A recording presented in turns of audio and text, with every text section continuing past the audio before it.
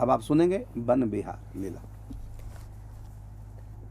श्रृंगार कुंज की लीला पूर्ण करवाकर सभी सखियां श्री लाडली लाल को मणिमंडल से नीचे मुख्य मार्ग पर लेकर आती हैं और फिर वहां से छोटी सी पुलिया पार करा के वन जो है रहसी आदि पीछे स्फटिक मणि की तरफ अष्टमोहनी कुंजों के पीछे की ओर जो वन है रंगत रसद आदि वहाँ पर रहसी कुंज की ओर ले जाती हैं और वहाँ पर लघु श्रेणी के और मध्यम आकार के जो वन है वहाँ पर अनेक प्रकार की लीलाएं श्री प्रिया प्रीतम के साथ वहाँ पर सखियाँ करवाती हैं। वहाँ मुख्य रूप से जो लीलाएं होती हैं उनमें आँख में चोली की लीला होती है, कंदुक की क्रीड़ा होती है, प्रतियोगिताएं होती हैं। कंदुक क्रीड़ा का मतलब बॉल लेक गेंद जो होती है गेंद से प्रतियोगिता के रूप में या फिर पकड़ा पकड़ाई के रूप में, इस तरह से अनेक प्रकार के खेल सिर्फ एक गेंद से अलग अलग तरह के खेल खेले जाते हैं। प्रतियोगिताएं की जाती हैं अलग तरह की, अक्षय क्रीड़ा खेली जाती है या फिर अक्षय क्रीड़ा इनको बता भी दो। चौसर क्रीड़ा जो है उस तरह उससे संबंधित अनेक तरह के अलग अलग तरह से एक ही खेल को खेला जाता है।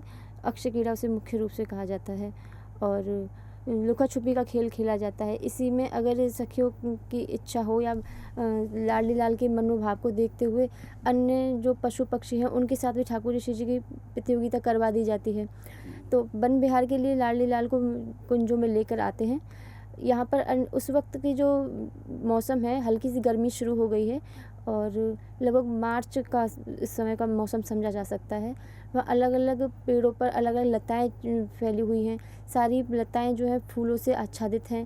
पेड़ जो हैं वो अलग अलग फूलों से आच्छादित हैं। उन वन की शोभा को देखकर श्री प्रिया प्रीतम में अलग ही प्रेम का अलग ही आनंद उमड़ने लगता है। श्री लाडली लाल कभी आपस में गलवैया दिए हुए उस वन की शोभा को निरखते हैं। प्रिया प्रीतम की झांकी को देखकर सखियाँ प्रसन्न होती हैं। साथ ही जो उस वन क्षेत्र में जीव प्राणी हैं पशु पक्षी हैं वो उनको देखकर और आनंदित होते हैं।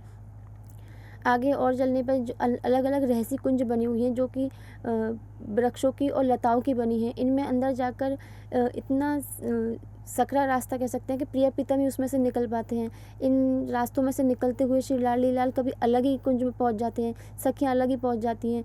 तब सखियाँ उनको ढूंढने लगती है कि प्रिया प्रीतम कहाँ गए। ऐसे में अलग ही नृत्य की लीलाएं वहाँ होने लगती हैं। जब प्रिया प्रीतम एकांतिक होते हैं उनसे भी और आगे निकलते हैं तो अलग अलग खेल खिलवाने लगते हैं। जब मैदानी क्षेत्र जब आता है तो वहाँ प्रिया प्रीतम का सखियाँ खेल खिलवाती हैं घास के मैदानों में। आसपास के वनों से जो पशु पक्षी आ जाते हैं तो जब प्रिया प्रीतम आए हुए वहाँ पर तो वहाँ उनको आया हुआ देखकर जैसे हिरन हैं, हिरनियों के साथ मोर हैं, अलग अलग पक्षी सब उनको वहाँ पर आकर दर्शन करने लगते हैं। और श्री लाल जी की श्याम वर्ण की छटा को देखकर ऐसा अनुभव करते हैं जैसे श्याम वर्ण के उस वक्त बादल ही आ गए हैं। तो उनको देखकर वहाँ मोर आके नाचने लगते हैं इस भ्रम में कि शायद बादल आ गए हैं। इस भाव से वो मोर नाचने लगते हैं, अपनी सुंदर वाणी से कौकने लगते हैं, जिसको प्रिया जी देखकर बड़ी प्रसन्न होती हैं।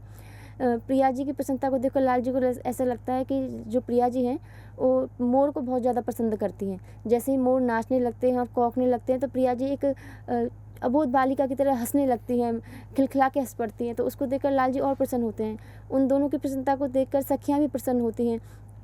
ऐसे में से सखियाँ लाल जी और प्रिया जी को एक जगह विराजमान करके इशारों से, क्योंकि वहाँ पर सभी जो हैं आपस में मन से जुड़े हुए हैं। जो भी किसी एक सखी के मन में भाव आता है वही लाल जी प्रिया जी वहाँ के जो भी लीला संपादित कर रहे हैं उन सब के मन में वो स्वतः ही भाव प्रकट होने लगता है। तो उस वक्त श्री प्रिया जी को और लाल जी को विराजमान करके सखियों के मन में आता है, क्योंकि मोरों को नृत्य देखकर और आसपास में जो हिरन चल रहे हैं जो आप नॉर्मल अपनी सामान्य गति में है, लेकिन प्रिया प्रीतम को देखकर उनकी गति एकदम ऐसे जैसे किसी प्रकार का उन्होंने मादक पदार्थ ग्रहण कर लिया है, एक प्रकार का नशे से में वो चल रहे हैं उनकी रूप माधुरी को देखकर।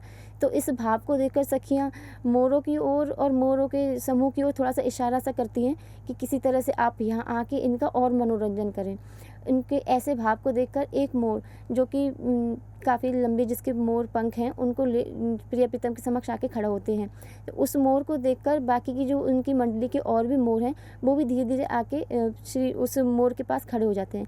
प्रिया जी उनको देखकर बड़ी प्रसन्न होती है। अभी वो नृत्य नहीं कर रहे हैं पर प्रिया जी उनको देखकर बड़ी प्रसन्न होते हैं। ऐसे में सखियाँ श्री लाल जी की तरफ इशारा करते हैं कि आप एक बार हल्की सी बंसी सुनाएं, तो इस जो मनोहर वातावरण है इसको देखकर और भी प्रसन्नता हो और भी इसमें और प्रेम का उद्दीपन होने लगे। तो सखियों के इस इशारे से की गई मनोहार को भी लाल जी बड़े प्रेम से स्वीकार करके श्री प्रिया जी के बगल में विराजमान होकर बंसी, हल्की सी बंसी वादन शुरू ही करते हैं कि इतने में मोर अपने पंख फैला के नाचना शुरू कर देते हैं। तो जैसे ही मुरली की ध्वनि बजती है उसी ताल पर मोर भी अपने पंख फैला के नाचने लगते हैं। उस एक मोर के नाचने के साथ ही उसके दाईं ओर से लेकर धीरे धीरे सभी मोर नाचना प्रारंभ करते हैं। उसको देखकर ऐसा लगता है कि एक विशालकाय मोर है जो दाएं तरफ से बाईं ओर अपने पंखों को फैला रहा है कि बहुत सारे वहाँ पर, हालांकि बहुत सारे मोर हैं, लेकिन जब वो नाचना प्रारंभ करते हैं तो ऐसा लगता है कि दाईं ओर से बाईं ओर तक पंख फैलाता हुआ एक विशालकाय मोर है, जिसको देखकर प्रिया जी बड़ी विस्मित सी होती हैं और प्रसन्न होती हैं। लाल जी भी उस झांकी को देखकर बड़े प्रसन्न होते हैं। ये जो मोर हैं लाली लाल जी के सामने हैं। इन्हीं मोरों के और जो समूह के मोर हैं वो आकर चारों तरफ से श्री प्रिया प्रीतम और सखियों को घेर लेते हैं और बंशी की धुन पर ही सभी उसी ताल पर बहुत सुंदर नृत्य करने लगते हैं। कभी पंखों को आगे करते हैं, कभी पंखों को पीछे करते हैं, सारे पंखों को एक साइड कभी दाईं ओर मोड़ रहे हैं, कभी बाईं ओर मुड़ रहे हैं, कभी 2 कदम आगे जाके फिर एकदम पीछे आ रहे हैं। इस तरह से बहुत सुंदर नृत्य वहाँ सभी मोर करने लगते हैं। एक बार जब मुरली की ध्वनि तेज होने लगती है तो सभी मोर एकदम लाडली लाल के पास और सखियों के पास आकर एकत्रित होने लगते हैं। एकदम उनको आया हुआ देखकर श्री प्रिया जी हल्का सा डर का सा अनुभव भी करती हैं, प्रसन्न भी होती हैं और प्रिया श्री लाल जी के कंधे को पकड़ के एकदम चिपक के बैठ जाती हैं, क्योंकि हल्का सा भय उनको लगता है वहाँ एकदम पास आ जाने की वजह से। हालांकि वो बहुत सुंदर और बहुत प्रेम भरी नृत्य कर रहे हैं, पर फिर भी एकदम जैसे ही वो पास आते हैं तो एकदम हल्का सा डर जाती हैं श्री प्रिया जी।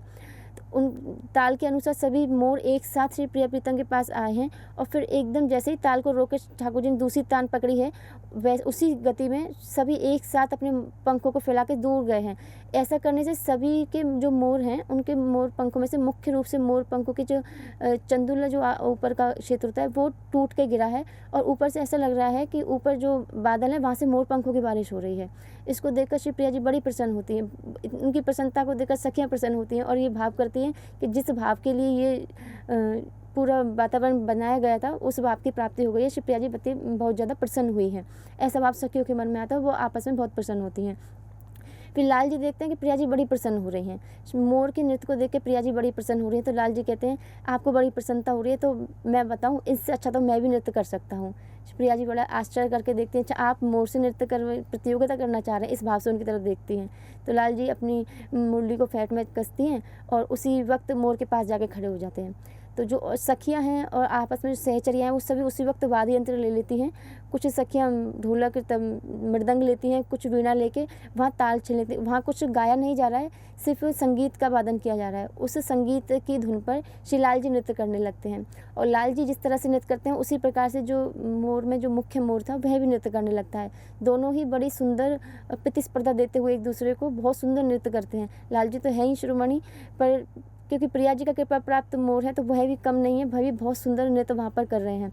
दोनों कुछ समय के बाद नृत्य करते हैं, बहुत सुंदर नृत्य होता है। तो प्रिया जी के इशारे पर मोर जो है वो आकर प्रिया जी के पास आकर श्री चरणों में प्रणाम कर देता है। इसका अर्थ ये है कि मैंने बस अब हार स्वीकार कर ली, मैं श्री जी के चरणों में। लाल जी बड़े प्रसन्न होते हैं कि प्रिया जी चाहती थी कि लाल जी जीत जाएँ और जीत के फिर प्रसन्न हों।